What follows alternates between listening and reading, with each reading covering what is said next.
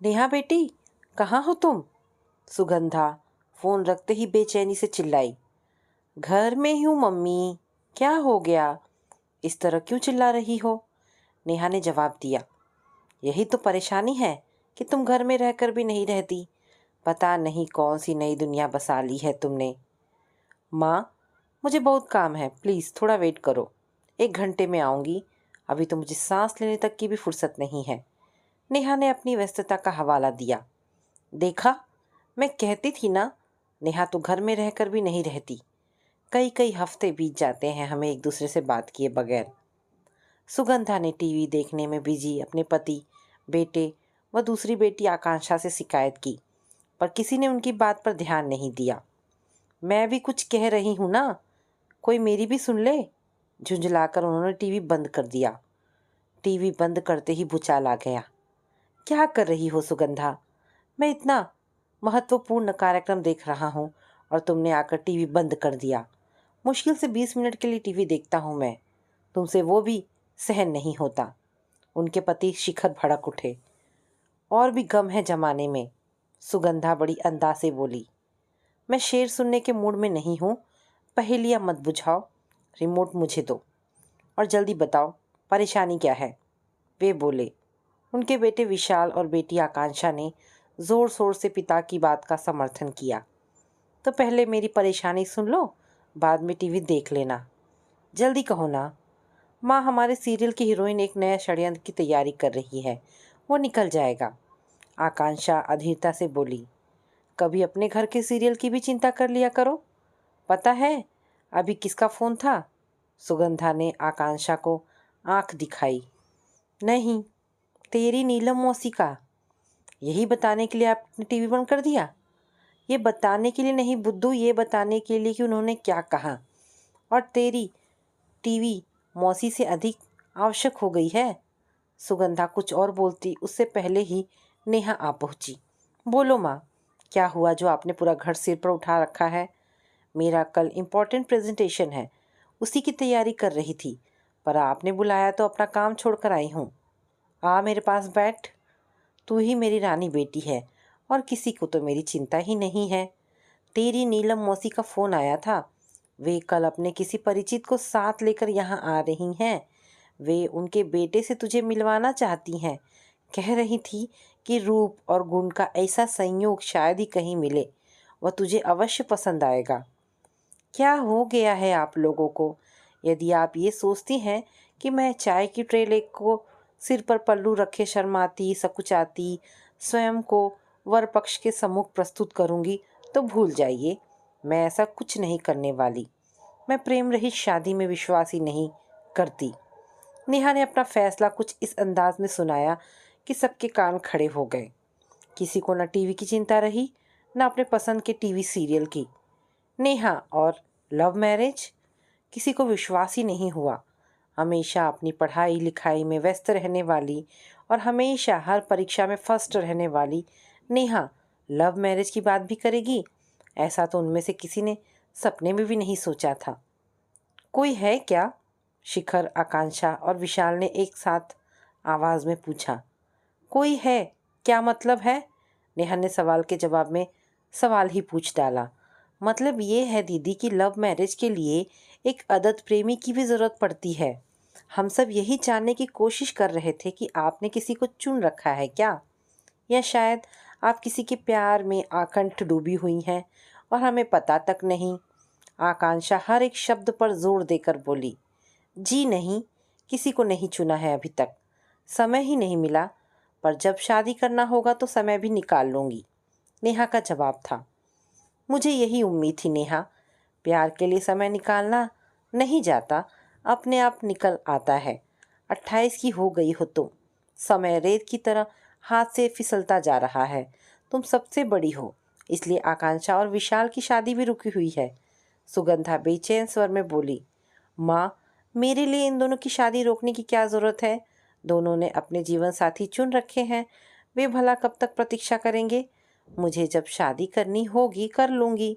कोई मेरी पसंद का नहीं मिला तो शायद मैं शादी ही ना करूँ।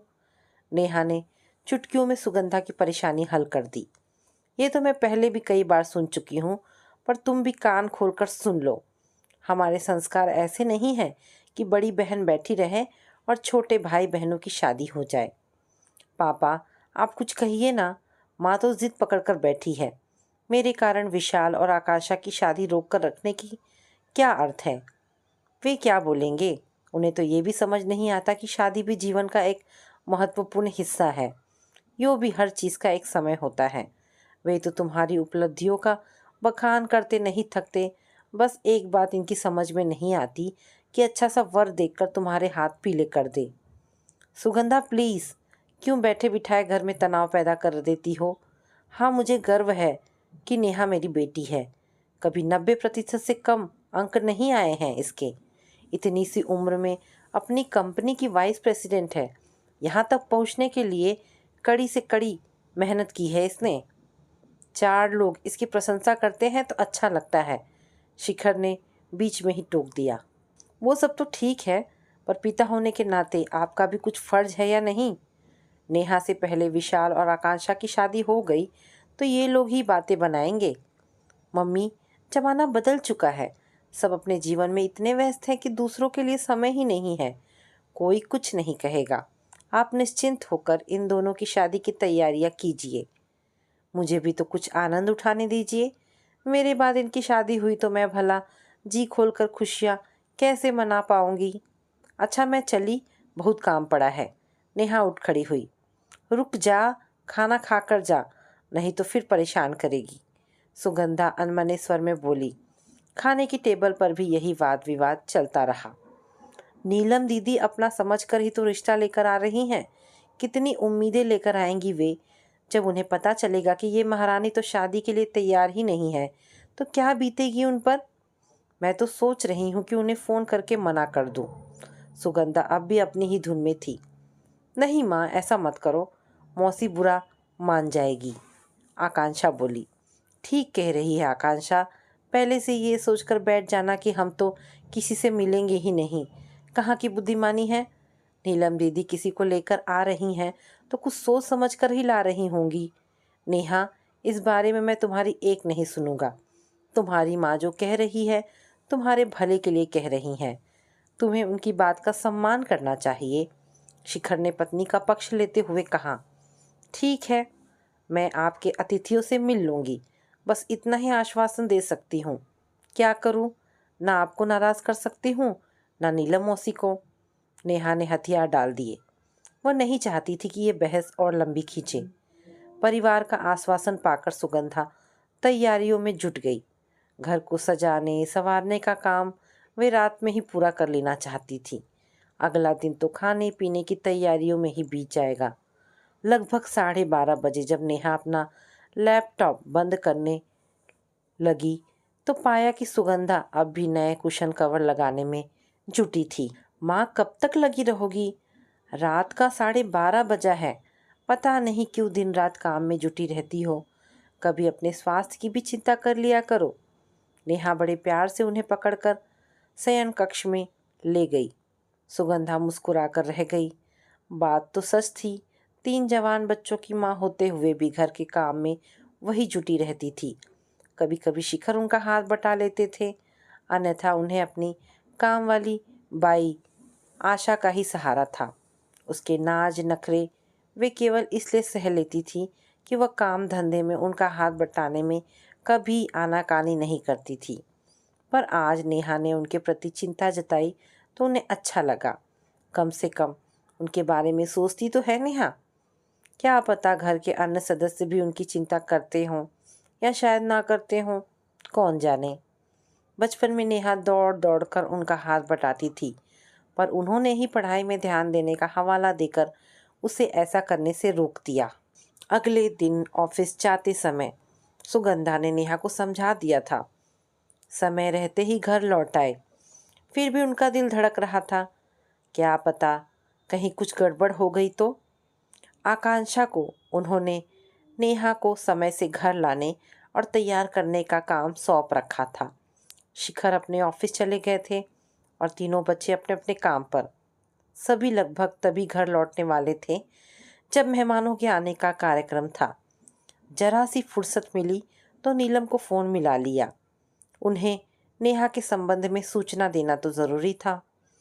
बोल सुगंधा, कैसा चल रहा है सब कुछ? सारी तैयारियां हो गई ना? नीलम ने सुगंधा का स्वर सुनते ही सवाल किया। कहाँ दीदी, कुछ भी ठीक नहीं है। नेहा ने तो साफ कह दिया है कि वह लव मैरिज में विश्वास करती है। ऐसे में सारे ताम झाम का क्या अर्थ है दीदी? तू छोटी छोटी बातों में परेशान मत हुआ कर। नेहा जैसा चाहती है वैसा ही होगा। नीलम ने कच्ची गोलियां नहीं खेली है। मैं सब संभाल लूंगी। नीलम ने आश्वासन दिया। ठीक है दीदी, पर मुझे बहुत डर लग रहा है। नेहा आजकल की लड़कियों जैसी नहीं है। आप तो उसे अच्छी तरह जानती हैं। वह तो आसानी से किसी से मिलती जुलती भी नहीं। चिंता मत कर, नेहा बहुत समझदार है। अपना भला बुरा भली प्रकार समझती है। वो जो भी निर्णय लेगी सोच समझ कर ही लेगी। चल ठीक है, फिर मिलते हैं शाम को। नीलम ने उन्हें धीरज बंधाया। नेहा के घर लौटते ही गतिविधियां तेज हो गई। आकांक्षा अपने साथ अपनी 2 ब्यूटिशियन सहेलियों को भी लाई थी। तीनों ने मिलकर नेहा को तैयार किया। मेरी बेटी को किसी की नज़र न लग जाए। सुगंधा नेहा को देखते ही खिल उठी। काला टीका लगा दो माँ, दीदी है ही इतनी सुंदर कि जो देखे देखता ही रह जाए। आकांक्षा हंसी। तुम लोगों को भी मुझे बनाने का अच्छा मौका मिला है। नेहा हंसती थी। शिखर और विशाल टेबल सजाने में सुगंधा की सहायता कर रहे थे। हमारे समय में शादी के रिश्ते इसी तरह पक्के किए जाते थे। कई दिनों तक घर में उत्सव का वातावरण रहता था। शिखर विशाल को समझा रहे थे कि तभी सबको हेलो हाय कहते हुए नीलम का आगमन हुआ। उनके साथ ही एक युवक और उसके माता पिता भी थे। शिखर, विशाल और सुगंधा ने आगे बढ़कर उनका स्वागत किया। पहले औपचारिक और फिर अनौपचारिक बातचीत होने लगी। दोनों ही पक्ष बढ़ चढ़कर अपने अपने बच्चों का गुणगान करने लगे। जल्द ही सबके सामने जूस प्रस्तुत किए गए। उधर नीलम सुगंधा का हाथ बटाने उसके साथ चली गई। अब बता, क्यों इतनी चिंता कर रही थी तू? नीलम ने सवाल किया। दीदी, नेहा ने तो सुनते ही कह दिया कि वह तो प्रेम विवाह ही करेगी। हम लोगों द्वारा किए शादी में उसकी कोई दिलचस्पी नहीं है। उसने कहा और तूने मान लिया। ये बच्चे हमें बताएंगे कि वे किस प्रकार का शादी करेंगे। हमने क्या बिना प्यार के ही शादी कर लिया था? सच कहूँ तो मुझे तेरे जीजा जी से पहली नज़र में ही प्यार हो गया था। हमारी शादी तो 6 महीने बाद हुई थी। ठीक कह रही हो दीदी, मैं और शिखर तो माँ पापा से छिप छिप कर मिलते थे। आपको तो सब पता है। माँ को पता लगा तो कितनी नाराज़ हुई थी। उस मिलन में भी कितना रोमांच था। आधे घंटे की भेंट के लिए मैं दिन भर तैयार होती थी। वही तो, हमारे प्यार में शालीनता थी जिसे आज की पीढ़ी चाह कर भी समझ नहीं सकती। वो सब छोड़ो ना दीदी, इस बारे में कभी बाद में बात करेंगे। नेहा का क्या करे? अभी यह बताइए, तू क्यों चिंता करती है? सब ठीक हो जाएगा। मैं अनुराग और उसकी मम्मी पापा को लेकर आई हूँ। अनुराग और नेहा एक दूसरे को भली प्रकार जानते हैं। याद है 2 वर्ष पहले नेहा मेरे पास छुट्टियां मनाने आई थी? हाँ याद है। वहीं दोनों की दोस्ती हुई थी जो बाद में नज़दीकियों में बदल गई। तुम चाहो तो इसे प्यार का नाम दे सकती हो। दोनों घंटों कंप्यूटर पर बातचीत करते थे। फिर अचानक ना जाने क्या हुआ कि दोनों के बीच मनमुटाव उत्पन्न हो गया। नेहा को लगा कि अनुराग उसे धोखा दे रहा है। हाय, इतना कुछ हो गया और नेहा ने मुझे हवा तक नहीं लगने दी। तुझे तो क्या, मुझे भी हवा नहीं लगने दी। ये नई पीढ़ी बहुत स्मार्ट है। मुझे तो अनुराग की माँ ने पूरी कहानी सुनाई। उन्हीं ने बताया कि अनुराग ने प्रण लिया है कि विवाह करेगा तो नेहा से, नहीं तो जीवन भर कुंवारा रहेगा। मुझसे कहने लगे कि इस परेशानी का हल आप ही निकाल सकती हैं। फिर क्या? मैंने बहुत सोचा क्या करूं क्या ना करूं। अनुराग को मैं बचपन से जानती हूँ। हर क्षेत्र में नेहा से 20 ही होगा। किसी तरह का कोई व्यसन नहीं। ऐसे युवक आजकल मिलते कहाँ हैं? नेहा को भी मैं अच्छी तरह जानती हूँ। किसी से मिलने जुलने या प्यार के पिंगे बढ़ाने का समय ही कहाँ है उसके पास। वैसे भी अनुराग जैसा लड़का तो दिया लेकर ढूंढने से भी नहीं मिलेगा। यही सोचकर मैंने उसके परिवार को तुम सबसे मिलवाने का फैसला लिया। मुझे पूरा विश्वास है कि वो मेरी बात नहीं टालेगी। काश ऐसा ही हो। मुझे तो ये सब सुनकर नेहा की चिंता होने लगी है। ये तो बड़ी छिपी रुस्तम निकली। विशाल और आकांक्षा ने मुझसे कभी कोई बात नहीं छिपाई। होता है, ऐसा भी होता है। मेरी अदिति ने तो ऐन शादी के दिन बताया था। तुझे तो सब पता है कि हमने कैसे सारी बात संभाली थी। ऐसी बातों को दिल से नहीं लगाया करते, नीलम ने समझाया। सुगंधा, क्या कर रही हो तुम? वहाँ सारे मेहमान इंतजार कर रहे हैं। तभी शिखर आ खड़े हुए। अभी आती हूँ, आप जाकर मेहमानों के पास बैठिए ना, सुगंधा ने रिक्वेस्ट की। सुगंधा, तू जाकर नेहा को ले आ, मैं मेहमानों के पास जाकर बैठती हूँ, नीलम बोली। तो सुगंधा नेहा के कमरे की ओर बढ़ गई। चल नेहा, तेरे पापा और नीलम मौसी तेरा इंतज़ार कर रहे हैं, सुगंधा जी हड़बड़ाहट में बोली।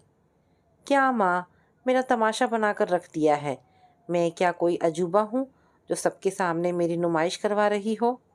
अरे वाह, मन मन भावे मूड हिलावे, सुगंधा जी हंसी। मतलब क्या है आपका? नेहा ने त्योरियां चढ़ा ली। लो, अब मतलब मुझे ही समझाना पड़ेगा। नीलम दीदी ने मुझे सब बतला दिया है।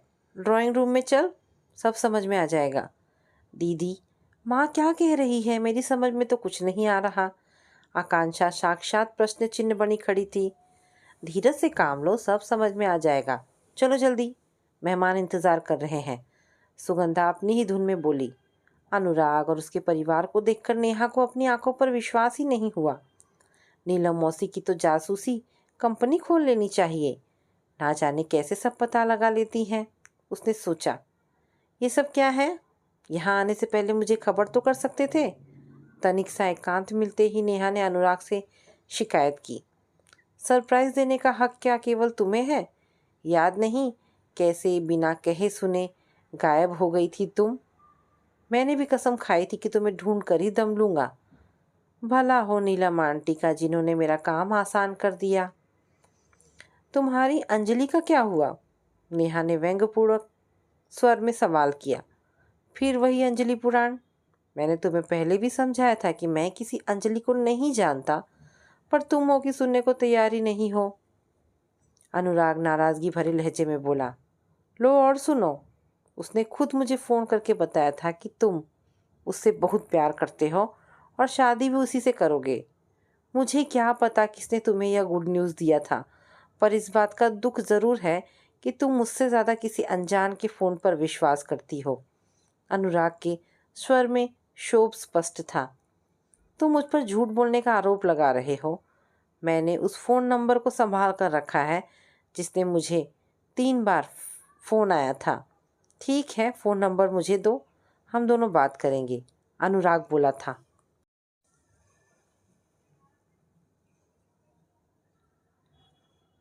ठीक है, फ़ोन नंबर दो मुझे, हम दोनों बात करेंगे, अनुराग बोला था।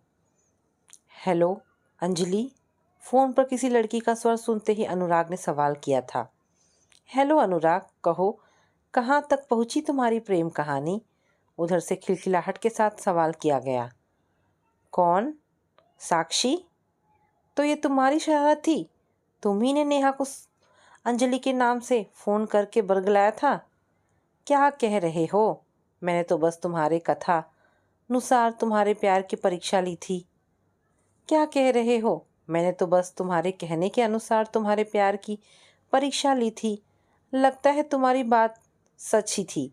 तुम दोनों को सचमुच एक दूसरे पर अटूट विश्वास है। विश्वास ही तो सच्चे प्रेम की नींव का पत्थर होता है। ठीक कह रही हो तुम। नेहा तो ये मानने को तैयार ही नहीं थी कि मेरी ज़िंदगी में कोई और लड़की भी हो सकती है। फिर भी वह यह जानने को बहुत उत्सुक थी कि उसे कई बार फ़ोन किसने किया था। मुझे क्या पता था कि तुम अंजलि बनकर फ़ोन कर रही थी। अब तुम ही उसे समझा दो। अनुराग ने फ़ोन नेहा को थमा दिया। हाय नेहा, कैसी हो? अनुराग ने तुम्हारे बारे में इतने विस्तार से बताया है कि ऐसा प्रतीत हो रहा है कि मानो तुम मेरी आंखों के सामने बैठी हो। उम्मीद करती हूँ हम जल्दी मिलेंगे। मैंने ही तुम्हें अंजलि के नाम से फ़ोन किए थे। मेरी अनुराग से शर्त लगी थी कि आजकल का काम चलाओ प्यार जरा सा झटका भी नहीं सह सकता। उसने मुझे चुनौती दी थी कि मैं चाहूँ तो परीक्षा ले सकती हूँ, तो मैंने वही किया। पर मुझे खुशी है कि अनुराग की जीत हुई। साक्षी ने सब कुछ साफ कह दिया। पर तुम हो कौन? नेहा ने सवाल किया। क्या अनुराग ने बताया नहीं अभी तक? मैं साक्षी, अनुराग के मौसी की बेटी। हम दोनों भाई बहन कम, दोस्त ज़्यादा हैं।